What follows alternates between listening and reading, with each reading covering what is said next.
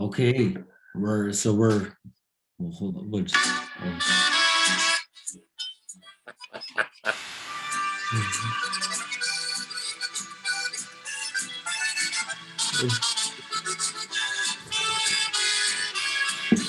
What is it, Oktoberfest? Huh? Sound like Oktoberfest. I know. Eh? Let me just put the headphones in there. So, so the little segue there, eh, is Yeah. Mexican music, and then we had a huge Mexican fight this weekend. Yeah. Two Mexican warriors, or Miguel Berchelt and Oscar Valdez, and a big segment of today's podcast is going to be talking about that because what a fight! What a great display of boxing. Um, I'm so actually really happy and proud for Oscar Valdez because a lot of people wrote him off on this fight, and to be honest, I'm guilty of it too, and Yeah, I but apologize. I don't know why people I watched a lot of Valdez's fights. I don't know why people wrote him off. And I saw a lot of his fights before he joined What Canelo's can gym, can right? Carlos But team? Yeah, yeah, so was his father. But I his was father, always but it was Manny Robles too. Robles, That was right. he was Yeah, a really good coach as well yeah, too. he Yeah, was. And he was very well schooled going into the Canelo camp, but he also his skill and combination punching is really tight. It's tight. He doesn't swing wild too much either. no, he doesn't.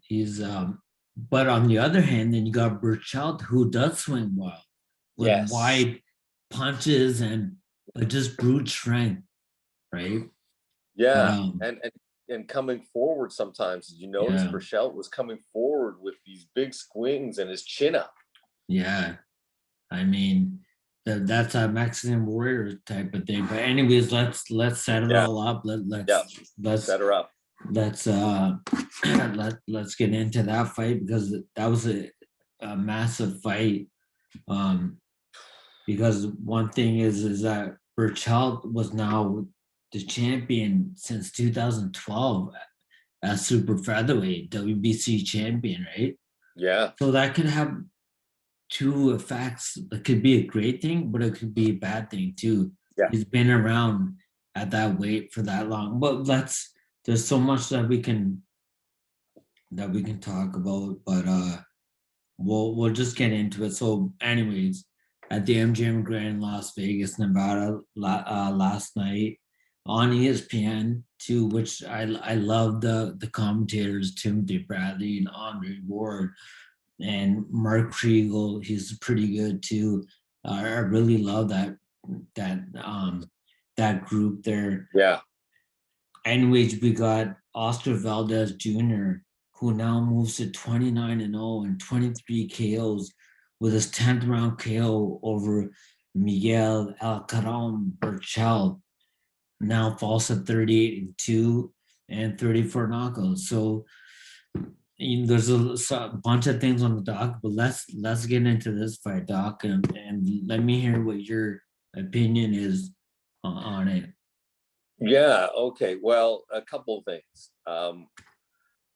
Number one, Valdez is a skilled technical fighter. You can see he always has been, but you can really see the discipline. Right off the bat, he's throwing his jab and he's throwing some hard jabs. You can see him, he's putting weight on his front leg and throwing some nice snapping jabs. I think he even bloodied up Berchelt's nose pretty early. He did in the first round. Right. Yeah. So that jab, that's old school, man. That just shows you can never Important. throw too many jabs. You can never throw too many jabs. Exactly. So and again, you see some of the Canelo stuff with his head movement. Not bad, especially in his finishing. I mean, look at the camp, right? The camp that Yeah. he's in, and I'm sure that plays a huge part in the improvement of a fighter. You're putting yourself up against other elite Canelo Alvarez, those type of fighters that are at the top of the game, and that's going to elevate your game too with the the things that they're gonna tell you, pointers that they know, little tricks that they know, and it's all a one group, and that group is a amazing group. Probably Eddy Reynoso, the head trainer there, is, and his father Chapo Reynoso. We don't really hear about Chapo No, as not much much like. anymore. Yeah, and I'd say that's the best stable in boxing for sure right I now. think so. I think so. It's the most successful right now. How many Yeah, belts just in 3 fighters? yeah, Also, we got to give some credit. We got to give credit to Berchelt though. What he still's got it. He still has a good chin. I mean, he got rocked in the 4th, I think it was, and how he made it even to the 9th I know. was amazing because his legs weren't with him in the next round or two. No, After. no. You know what, Doc? This was like the fight that we saw last week, the Josh Warrington fight, where Josh Warrington got knocked down, hurt bad from the 4th round Yeah, on, and was still, pretty much not there. And yeah. the case could be made for Berchelt. To be honest, he wasn't there. No, and a lot of the sting after the 4th round, the sting from his heavy power shots, it did not affect Valdez. Now, mind you, Valdez had pretty good head movement as well. We saw even sometimes going with the punch too, right? Yeah. Canelo style, man. Yeah. What a good plan. What a good strategy. It was just the perfect type of fight for him, and he controlled it. You have to give a lot of credit to both guys. First, Eddy Reynoso for a game plan like this and making Valdez become a fighter that, but also Valdez that executed that game plan. Because one thing is having a game plan, and two is actually implementing it and executing it in the fight. Because once those lights turn on, everything gets different. Everyone's got to play until they get punched in the face. Right? Tyson said it. Yeah, he's right. And Berchelt's the type of guy that can change the look of a fight in one punch. But, a lot of his punches, especially with his power shots, he was reaching when he was getting a little bit either frustrated.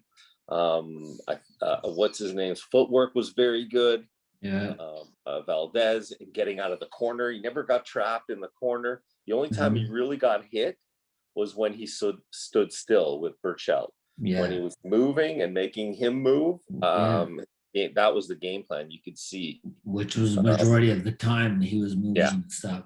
And the one thing that was really nice with his left hook, that lead left hook, how sick was that? Just like bang, a quick one, not even wide. It's not wide, it's just short, bang, the lead quick left hook. Yeah.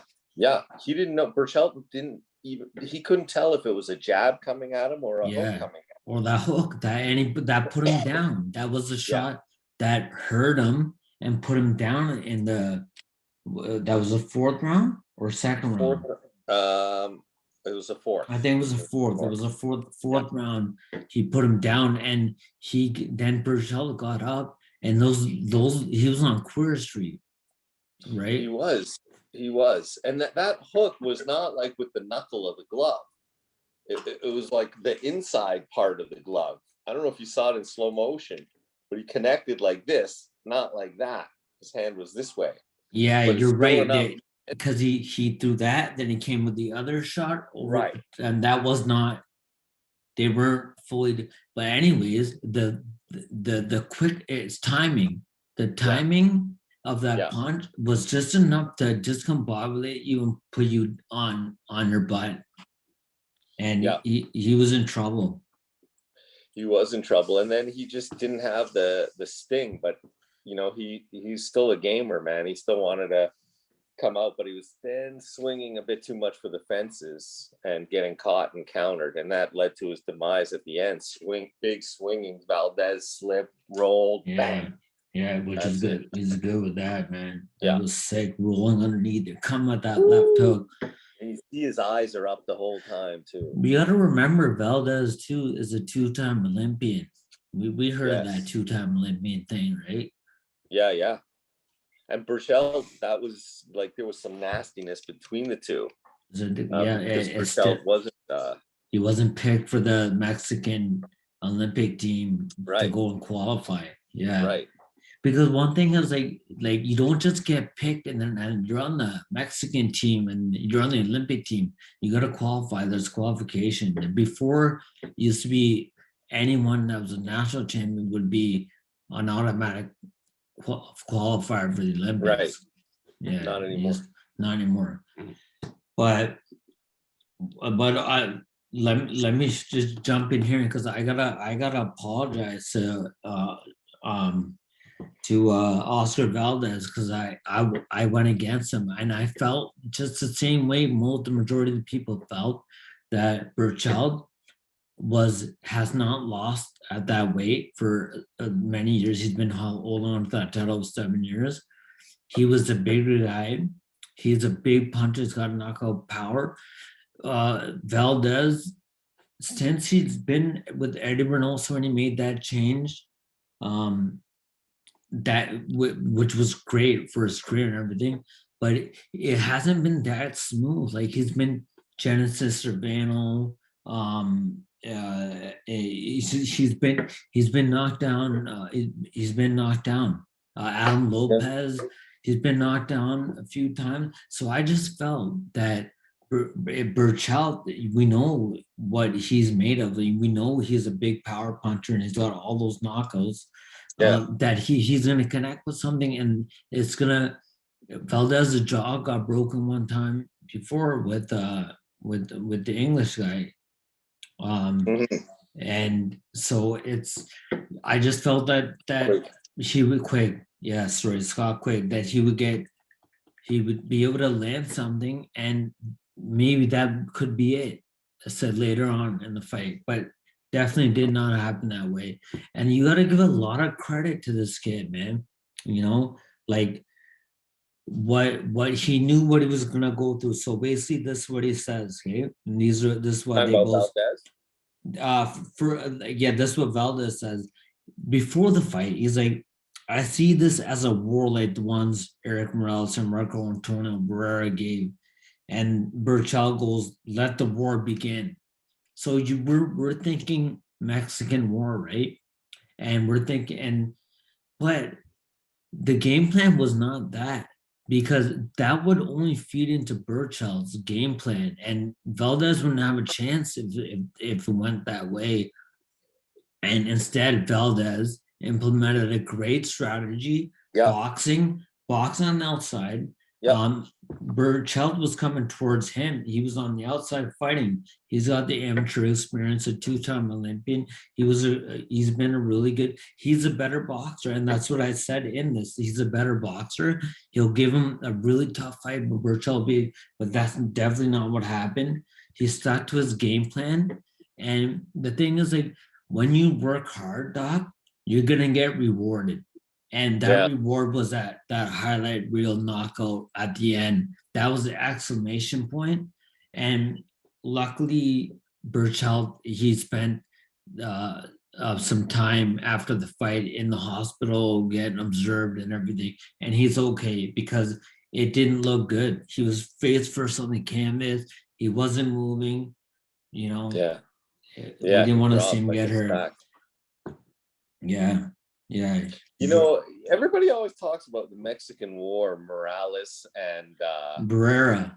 They fought. The other Mexican War that comes to my mind is Rafael Marquez and Israel Vasquez. 100%. Remember those three fights? Those three fights were crazy. Oh, those were wars. Yeah, Israel Vasquez lost his eye from that. He has a fake eye. Like that's right. That's craziness, right? These guys went through war. Their first fight was sick. I like what Valdez said. And Valdez said most people look up to Batman and Spider-Man, but I looked up to Marco Antonio Barrera and Eric Malata El Tribe Morales. damn, man, like Yeah, it's that's so great. so true. Yeah, Yeah, yeah. So many Mexican warriors, yeah. legends. So yeah, like the Vasquez and like we were saying, the bad blood, and obviously between these two fights, because the Mexican bad blood has been prevalent in these wars between Mexicans. You know, Barrera and Morales, they hated each other. They Hmm. remember they almost fought. They were Yeah, fighting at the press conference. yeah. But then I just saw a recent little video. They were FaceTiming each other, and I took a picture. I wanted to show you. I'll show you after, but they're FaceTiming. Yeah, So after it's all said and done, everyone they're friends. yeah. There's a mutual respect. Yes, and I saw at the end of the fight, I saw Valdez right away as soon as he was conscious, and they put him on a stool. Yeah, Valdez went right over to him to I make sure he's yeah okay. I posted that picture on Instagram on my You did, eh? Instagram. That picture of and he's kneeling. Valdez is kneeling, Berchelt sitting on the stool, and Yes. there's that handshake, and Yeah, there's a mutual respect regardless of yeah. what was happened before. You Has to know, be after a war like that. Yeah. so one thing, Doc, like, and then why I was saying that Burchell was a fair. One thing is this: is that okay? Look, he came in. I think he honestly, like, I've seen Burchell fight, and please don't get me wrong. I'm not taking anything away from Oscar Valdez's win at all, because it was magnificent and great. But I just felt that Burchell, there's something missing from him. Like, it wasn't the Burchell that coming forward, big bomb. I know he takes a couple rounds, but then he comes forward, and I think it's because of the weight. The weight, there was a problem with the weight, because when the unofficial weigh-in, he went in at 146 and a half after weighing in at the 130 limit. Oh my Yeah. God. Wow. Yeah.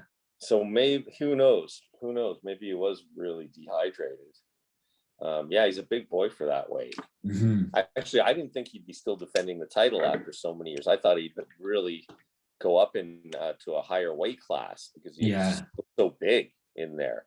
But Yeah. you know, that was his 7th title defense. Yeah. And he always talked about how he, not always, but from the clips I saw, he talked about how he wanted to beat Julio Cesar, Chavez the 9 super right? featherweight defenses. Yeah. Yeah. So, we talked about this last week. Never look ahead. Never look ahead. Just You can look at never what's in front of you. You never look ahead. Never. Yeah, not in boxing. Definitely not.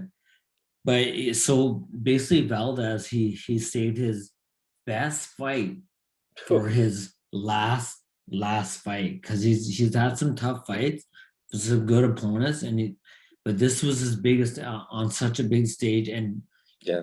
When you're on that big stage and it's time to perform, you want to perform your best, the best ever. Like, you go to a different level. Yeah. Yeah. And you know what makes me think about is, he's now, Valdez is 29-0. Yeah. Almost 30 fights, right? Yeah. Without a defeat. Without a loss. defeat. Yeah. Think about it. He would have to fight 20 more times at the top level in order to tie and win them all, in order to tie Mayweather's record. Yeah. Actually, 22 fights. It just shows you how amazing that, no matter what you think of Floyd Mayweather Jr., it just makes you think how tough it is to win 51 straight fights. 50, yeah. No, That's incredible. It is. My only thing with that is, now you got onto this whole Mayweather thing. I know where you're going with it. My thing is that Mayweather, like, he's fought everybody. Chavez, De La Hoya, he fought them all. But if you look at when he fought them in their careers, they were near the end. They weren't at the peak. They were near the end. So what I'm trying to Canelo, say, Canelo too young, way too young. He was just young. If you fought him now, the but he Canelo wasn't too now, old. huh? But he wasn't at the end of his career. I mean Same that's the with end. Hat. That's the other end of the spectrum. He was too old, or he's too. One guy was too young, but everyone else was a little bit older. Kodo, these guys were Zab old. Judah. Zab Judah, yeah, Zab Judah was in his peak. he wasn't in his peak. Zab Judah back then. Then I can't even remember. Yeah, Anyways, you're too young. but but my only Yeah, thing with that, okay, is that that's 147-pound weight class, and yeah, the activity level, and I'm not just saying it because I'm a smaller guy, smaller fighter. The activity level, the punches thrown, the punches connect. It's a more higher ratio at the lower weight classes. So there's more wear and tear. I know Mayweather was a defensive guy, and if he had that defense in the smaller weight classes, he probably would have had more longevity. But these true. fighters are going Yeah, like that. the only one that was really close that was in the in a lighter weight class was Chocolatito. I think he was 47-0 going Yeah, into that fight against wrong side. the Thai fighter. Yeah, Um, which we'll talk about Chocolito because he's fighting Juan Francisco Estrada in yeah, another barn burner fight. third Another, fight it'll be between yeah, them. yeah. Third, is it third or second? I think it's the third. I think they only. I gotta check that, but I thought they only fought once, and Chocolatito won the first fight. He did, and it was a good fight. It's crappy footage of that fight, but I have seen that fight. It was like 7-8 years ago. Can you Yeah, believe it took that long for them to rematch? that's crazy. That's Yeah, crazy. And Estrada's fought all the top guys in that weight class yeah. too. Estrada's amazing fighter, amazing. These guys are Yeah, amazing. Um, so like Valdez ended up getting 3 knockdowns in that fight against Berchelt, right? Like, yeah. did we ever think that? Did we ever No think way. he would get that against him? Honestly, I thought it would go 12 rounds and it would be a decision and it would go to Valdez. That's what I thought was going to happen. That was my prediction, anyways. That it would be Oh, you and it picked would be that? a Yeah, close fight. Yeah, yeah, yeah, yeah, and that it would be a close fight though. yeah. Maybe even but I only thought that he wouldn't get knocked out just because how hard he's worked on his defense and his head movement and Yeah. and his really good, obviously he's really good conditioning. So that's why I was Amazing thinking, conditioning, yeah, he'll go the distance, but never did I thought he'd knock him down 3 times, especially early in the fight. The In the first one, fourth round, the fourth round was the hook that he hit him with that hook, and he just wobbled him, and he was all like, and then the ropes saved him from getting, right, but and it then the ends up bell being, rang, yeah, and then he's wobbling back to his yeah, corner. but him then getting knocked into that counted as a Yeah. knockdown because the Yes. rope saved you, which is a good Yeah. thing. That's a good rule. Yeah, Yeah, good yeah, officiating.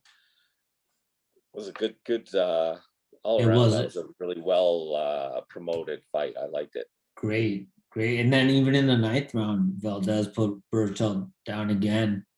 Yeah. And then he put him down again. Then Berchelt, he ended up surviving the round, and then we're gonna go to the 10th round. And then at this time, Valdez, because look, we're not just talking about lucky. It's no luck involved here at all. No. He dominated the fight. Valdez did. It was a pure masterclass performance. Before the stoppage in the 10th round, the scores were 89 to 80, 88, 81, 87, 82. The time stopped. The 87, 82 was stupid. I forget who it was, gave the first 3 rounds to Berchelt. Like, are you kidding me, dude? The first 3 rounds, like, this was all Valdez. where do the judges come from, I know, man? don't take away from a guy's hard work that's worked so hard. Can you imagine look at the things that he was saying as well too. He's like there's nothing better in life than proving people wrong. That's what Valdez is saying. Yeah, I have a list of people who doubted me, and ashamedly I did. And I love Valdez now. Valdez told ESPN, and he goes, after scoring I'm so happy right now. I almost feel like doing backflips. He was talking about he's like, even my, there's so many doubters. Even my idol doubted me, Julio Cesar Chavez, yes, that said that Berchelt was gonna knock Valdez out, and Valdez he goes, he heard that, he goes, I felt bad for hearing it, but it didn't change his, like, oh, I'm sad, like it's like this is more fuel added to his fire. Everyone that's doubted perfect. him. That's perfect. Yeah, You know, and that shows you that like the team also probably puts that in his head too. yeah, Just remind him, like, let him doubt you. Use that as fuel, yeah, and he did. It for was a sure. beautiful performance all the way through. He got hit a few times though. Yeah, He I got mean, hit with some big shots. you ain't gonna get hit by Berchelt. You know, it's gonna Exactly. happen, right? It's not like you're fighting a B level guy. This is the cream of the crop. Yeah, You yeah. know, That um, was even that that, that was go on. yeah. Oh, sorry, no, I was just gonna say, even the punch stats will tell you that, you know, this was a Oscar Valdez fight, and the total punches Berchelt landed 99 of 447 for 22.1%. Valdez 149 of 534, 27.9%. And if you like, if we're looking at these numbers, and they may not be that far off, right? But can you imagine, like, but we're talking about punches, like times that you got hit, you Right, know? right. Forget about the percentage. Yeah. Exactly. Like, even if it was two more punches, those Yeah. two could have really messed you up. Big difference from how many 100 and how many did he throw? 149, Land Valdez landed 140, 149, 149 of 534. so he landed 27.9. 149, Yeah. and Berchelt landed 99 of Yeah, 447. Yeah. so like almost 50 more punches Yeah. landed in a 9-round fight. Yeah. You did some Right? quick math. I ain't doing no quick That's math. like 5 more punches landing around. Yeah. Yeah, So with big punchers, like with big good punches, punchers, right? sharp. Valdez is not a, well, he's got to look at his record. Knockouts indicate that the guy, he's not a big one punch concussive knockout puncher, but he's a sharp and accurate that's bang on the button and he's gonna put you down. Yeah, yeah. And it could be a, so like Berchelt, this is his first loss in nearly 7 years on a 17 fight win streak dating back to May 2014. Yeah, he had 1 loss on his record, right? Now Yeah. 2. Yeah, now 2. One thing, Doc, just a small little, well, it could be a big thing, because the lead up to the fight, right, on ESPN, and ESPN has a great network to showcase boxing because it's phenomenal. It's so good. They were saying prior to the fight that, right, like before the fight started, first they were saying, and it was known that Berchelt was a heavy favorite, right? Yeah. He was a heavy favorite to win. And then right before the fight started, it's turned around and it was Valdez who was the favorite to win. So I can tell you, like, says one thing. Basically, the first thing is, like, after the weigh-in on Saturday, sorry, on Friday, after the weigh-in, that you see Berchelt, like, he just went to go replenish and whatever and eat and stuff. You know, he was having a hard time making the weight. I guess it's like even when we were fighting, it's not like after you weigh in, don't go rushing to start drinking your Pedialyte and stuff and what rehydrate. Let your opponent see that I don't need nothing. I'm on weight. I'm good. Even though you might be so thirsty, you can't even open your mouth, but you just gotta let it play out like that. Yeah, yeah, and exactly, and it's funny because I remember Valdez said, he goes, what did he say? It was pretty cool. Oh, he says, I'm always ready to be ready, Yeah. right? Yeah, that's Because what he he had that said. big delay when Berchelt first got diagnosed with COVID. Yeah. So he says, I've been ready for this fight for a year, and my Yeah. motto is be ready to be ready. Yeah. And he was. Mhm. So he didn't have a big job in cutting weight. Plus, he's a vegetarian as well. Oh yeah. But I think he still eats fish, but he's a vegetarian. But he does not have a Oh, problem cutting weight, and his okay. energy level is always even and good. So that gave an edge too. And once the bookmakers find out or see that or hear Yeah. about all that stuff, they'll change it on a dime because Yeah. it's Eh? about money, right? Yeah. Oh, it's all about Yeah, that. Yeah. Yeah. Or something may have leaked out something else. Like he's yeah, really struggling with weight. yeah. How does it change all of a sudden before? Yeah, like That's what we'll see. a 180. Yeah, yeah. Yeah. Yeah, you're right though. These guys got to keep it a little bit secret as to how they're doing after the weigh-in. Can't tell If you they're you can, taking off right away. and even in the fight, Doc, like we're always taught you don't show your opponent nothing, anything. You have a poker face all the time. You're not showing me going hard. You're not showing me you're hurt or anything Yeah, like just that. Just I fought one guy before, a Mexican, and Mexicans love going to the body, and I learned that real quick in the pros. Man, this guy hit me with a body shot, and I schooled him the whole fight, but he hit me with one body shot, and it took everything, it paralyzed me. I was like, but I couldn't be like, oh.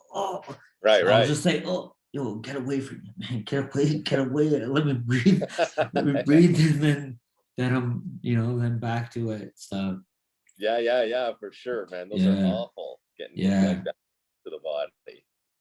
So and then, oh, sorry, go ahead. Yeah, did you see what was your impression as far as these fighters going to the body? I mean, it didn't seem to be a big part of either one's attack.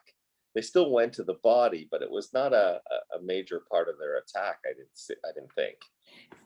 I don't. You're right. It wasn't like it was like so obvious that they're going to the body a lot, Yeah, but they were throwing body shots, yeah, and I mean, I think like with Berchelt, because he throws body shots all the time, he was just out of she was done after, like, I wouldn't say, I use the word Adrien Broner word, cook.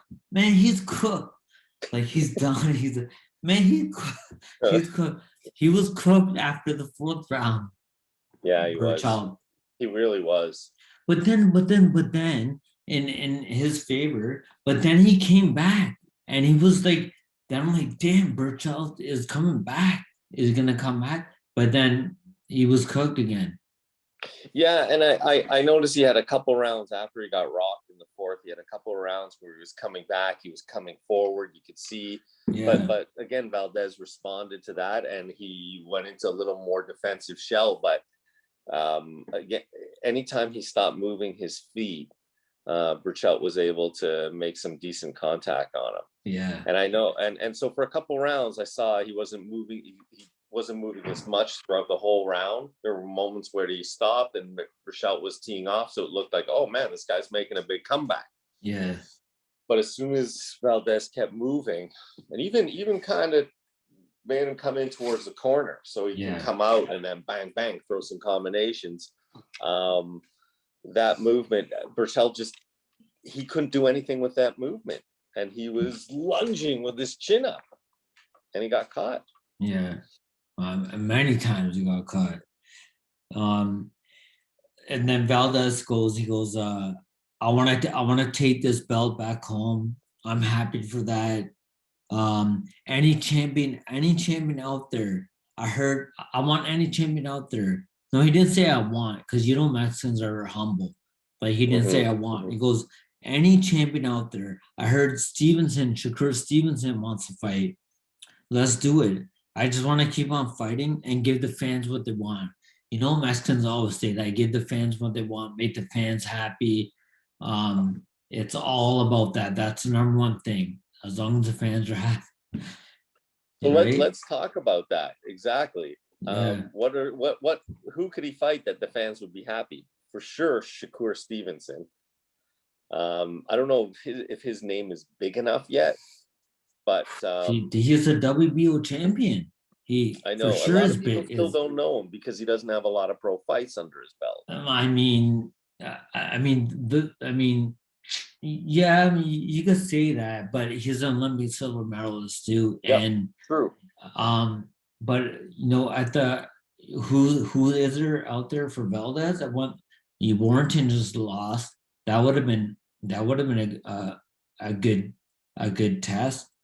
But I see Valdez as being like, I would actually, my personal opinion, I think Shakur Stevenson is, I want to go out on a limb and say probably the best prospect. If he is past prospect as a WBO champion, he to me, he's the best guy. Like he's a southpaw. He's a Olympic gold, Olympic silver medalist. So, great, great fighter, got great people behind him, like Yes. Andre Ward, Yeah. Terrence Crawford. These guys are behind him. He's that, to me, he seems like he's got the whole package. Not the knockout punch, but Andre Ward wasn't. He seems like Andre Ward to me, like Andre Ward type of fighter that would dominate. Like that. Well, that would be a really good fight. Amazing. No question. Yeah. No question. I would like to see that fight. He fought not long ago, I think, Shakur Stevenson. Yeah, he fought on ESPN. He's been fighting on ESPN last couple of fights. But yeah, let Shakur's already calling him out. He's like, giving him respect on the win and all that, and then saying, I forget the words he used, but he's like, let's get it on, basically, me and you, right? I would love to see that. That would be another great fight. Yeah, I like when fighters call each other fighters out, like top fighters calling each other out, like, let's fight. That's not riff raff dilly dally. Let's get it on. Yeah, yeah. And hopefully they'll promoters will make that fight happen. Yeah. Were you impressed with anybody else on the undercard? Oh yeah, man. I've been impressed with him. He's only 20 years old, Gabe Flores Jr. Yeah. And that was the co-main event. And Gabe Flores Jr., he goes now to 20-0 and 7 KOs with his knockout of Jason Valdez, who's now 29-8 from 21 KOs from Puerto Rico. And Flores Jr., first of all, he's only 20. He's top rank, has already picked him. I mean, he's promoted by Top Rank. He's a great fighter, and I've been saying that for a little bit. Like, I've been watching this kid. I'm like, this kid's only 20 from Stockton, California. 20. If you think about when you're 20 years old, and how mature is? We're not that mature at 20. This kid is mature, man. He fought so nice on Saturday, and I was really impressed with a 6-round knockout. Yeah, very slick, very quick feet, and very quick hands too. But very quick feet. His feet get him into position to throw. Yeah, right. And he doesn't waste a lot of punches, and that's something I think he'll as he develops and comes along, he'll throw more punches just to be more fan friendly. Yeah. But he was conservative, but he picks his spots. He's a counter puncher as well. Yeah. Kid's got a lot of big future if he stays on this path, because he looked pretty slick. Yeah. 6-round KO after knocking him down twice, and then he caught him with that left hook, that quick left hook. Isn't that left hook an underrated punch? Like, it's a huge punch. Valdez, look at Valdez, how he used that punch. It's a deadly shot for a right-hander. When it's open, it's knockout power. You can get a lot of power off of that. You showed me that. Yeah. A little bit of weight on the back foot, a little bit. Yeah, for sure. And if you want to load up on it, you can put the weight on the front leg and get more power. Right. You load up and do that quick. So many ways you can throw that. Yeah. And disguise it too, which is nice. Yeah. When you just make it quick, like Ryan Garcia, when he catches you before you even throw it, when you're getting ready to throw a punch, boom, he's shorter and he's getting in that little spot. Bang, and you're done. Yeah. Cotto did that. I remember Cotto was doing that in his fight against Sergio Martinez. Yeah. Instead of flipping to the outside, he'd slip to the inside and counter inside, stepping inside his foot instead of outside his foot. It was beautiful. Yeah. So these it's a deadly shot. It is. And then so Gabe Flores Jr., he goes, I could have done it earlier. I was playing with him. He goes, I was playing with my food. His father is his trainer. He told me to press it. Nothing was really going on for the first 5 rounds, to be honest, but I was just feeling him out. And then he's like, I would love to get the winner of Jamel Herring and Carl Frampton, which has been postponed because Frampton hurt his hand again. But apparently, I saw that upcoming fight in the schedule. Too bad. Who did you think in there? In that fight? Yeah. I mean, I like Carl Frampton, but I think Herring would take him. Nah, man. Yeah. Frampton will beat him. Frampton's tough lad. He's tough, but now when is that fight postponed till? I'm not sure, but it's not, from what I read about the injury to the hand, because Frampton has been known to have these hand problems. Like, remember the freak accident in his hotel room where he fell?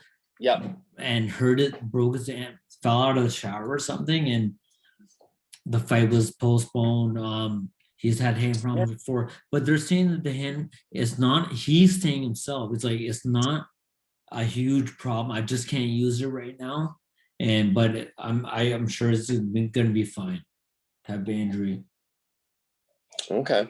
So it'd be nice to see him back in action, but I don't know. He looked a little spent to me after his second Leo Santa Cruz fight. He just looked a little bit spent, you know? Yeah. He's also a few years older now too.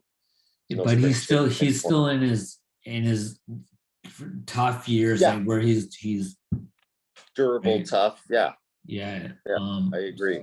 So we'll see. And then Herring didn't look that great in his last fight, and it didn't look good at all. And he was getting a lot of slack for it and stuff. But you can't judge True, but I think he'll fight better against a better opponent. Yeah, possibly. But look at the people around him too. Like, he's got Crawford. That's his boy and stuff. And I like that when there's that camaraderie. Like, it won't work off of each other. Those fighters are working together. Yeah. Remember when Chocolatito trained with Triple G? Yeah. Big Bear? Yeah. That was odd, eh? Yeah. Yeah, that was totally two different people, but it worked out really well, I think. That's probably why Gigi started speaking the Mexican and stuff, the Spanish. He's always speaking. This is real Mexican boxing. What was his one line he always said? He would say, a big show. What would he call it? Big drama show. Big drama show. Big drama show. Big drama show. Yeah, big drama show. Love the guy's personality. Yeah. I'd like to see what's up with him. I haven't heard much talk. I mean, of he anybody. fought that Sermento guy, and that was an easy fight. Small venue too. Yeah, the Polish guy, Gigi, he looked good. Like his body looked nice. Yeah. But I don't know. We need to see him. We need to see a Canelo fight. That's what we gotta hear. We gotta see. But anyway, so like this is Gabe Flores. This is like he's like he goes I'm gonna keep working, but my performances are gonna get better and better. And one thing I really liked about Flores, right, Doc, is this story about him, because usually fighters have something that's a burning something that's made them or pushed them or to become what they're becoming, and push them to the top. And with Gabe Flores Jr., it's his mother was shot and killed in 2012, just at attending a birthday party. So that was a really hard thing for him, and he was really close with the mom. And whenever you see him fight and he enters the ring, he's always got his shirt on with his mom's picture, and she looked really. It was just it's sad, but yeah. he uses that as he's like I bypassed the whole Olympic glory, the whole Olympic thing and stuff, to turn professional only at 16, right? And signing with Top Ranking, having his first fight at 17. He goes about his mom. She was really supportive of my boxing, and I just want to continue living my dreams for her, because I know it's what she'd want me to do. So just nice. a little nice little, motivating, and a nice story. Yeah, for sure. It's a good story. Then Doc, like there was a bunch of other fights. Well, there's only like 10 minutes left. I know. We talked a lot about the Berchelt fight, and we knew we were gonna. Yeah. When you at that level of a fight, the whole show could be about that one fight. Yeah, it totally could. I should have added more stuff about this, but these are the things I was seeing trending and stuff. About this fight. I mean, I'll just quickly. Yeah. There's a bunch of other fights, and we got the return of Adrien Broner. I know you don't. I know you're a big fan. I'm gonna get you a shirt, Adrien Broner, the problem. There's a lot bigger problems with that guy. It's not the problem. There's many problems. Yeah. Broner. And we had Robert Easter Jr. too, who at one point I was really high on him, and I kind of lost out a little bit, but he's a great fighter, and his jab was something sick to see, like bang, boom, boom. That jab he was landing with, it was very nice. Ryan Martin, that's who he fought. And Easter, he even beat Richard. He beat Richard Comey. He did? When was that? Yeah, Richard Comey. I forget when it was, but that must have been early on. No, it wasn't that early on. This was maybe like 4 fights ago or something. Wow. Some fights I've been really impressed with. Easter. Other fights I'm not that impressed with them. Yeah, the Easter Bunny. They call him Bunny. That's what they call him. Then we had Otto Wallin with his what was a decision over Dominic Brazil? Yeah, the decision. So you have Dominic Brazil, who fought, who got knocked out by Deontay Wilder and Joshua Fury. Yeah. Sorry, what am I saying? And Anthony Fury, and Anthony Fury and Tyson Fury. Tyson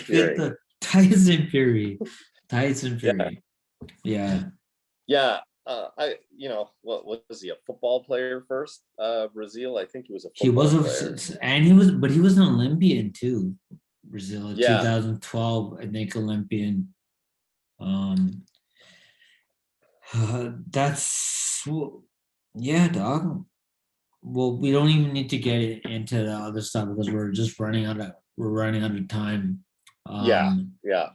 But We'll wrap it up. yeah, let's see what if they can make this Shakur Stevenson fight, because we're top ranked fighters, Yeah. right? I Valdez think, and yeah, they may not want to do it right away, right? They may like want to have them Bob both make more money with other fights. Bob Arum, Bob Arum. Yeah. Yeah. Possibly, but I mean, yeah, I don't And then know. we got to see who is the mandatory contender in that weight class as well. Yeah. Who would the mandatory be? So Yeah. there's still a few unanswered things we got to find out. Yeah, we'll see. Doc, also, I remember I alluded to a little bit about we're gonna start getting questions from fans and stuff and Yes. viewers, and so if everyone, whoever's listening, if you guys have any questions that you want to ask us pertaining to any fights coming up or anything constructive that you want to ask or whatever, please do so at our email is docandtheboxer, all lowercase, docandtheboxer@gmail.com. So just drop us an email, tell us how much you love our show and stuff, and we'll give ourselves a pat on the back. And just we love answering questions, we love getting feedback and stuff, and to improve our show. You got it. Ask away. Away, and we also need you guys to subscribe to our YouTube channel, Doc and the Boxer. And namaste. please, Please and do. we'll keep this going. Yeah. In the meantime, we're having fun. There's some great fights coming up again to talk about. So we're going to cover all the fights, all the main fights coming up, some of the small ones too. Definitely. Yeah. All right, man. All right, Doc. All right. Okay, guys. We out. Ciao.